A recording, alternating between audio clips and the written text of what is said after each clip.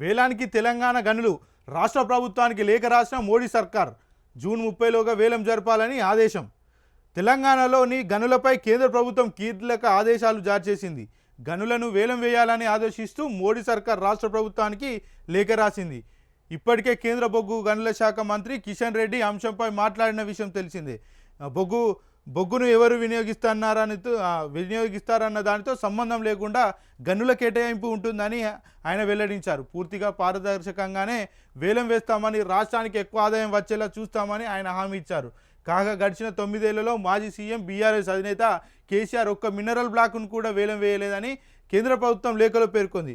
ఇప్పుడు జూన్ 30లోగా కనీసం 6 బ్లాకులైన వేలం వేయాలని రాష్ట్ర ప్రభుత్వానికి కేంద్రం లేఖ రాసింది.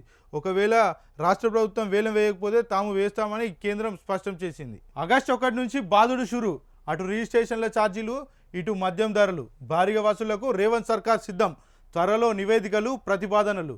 భారీగా పెరగనున్న మద్యం ధరలు, కొత్త బ్రాండ్లు, అధిక ధరలతో మద్యం ప్రియులపై భారం. కాంగ్రెస్ పార్టీ అధికారంలోకి వచ్చి 6 ఏళ్లు దాటింది.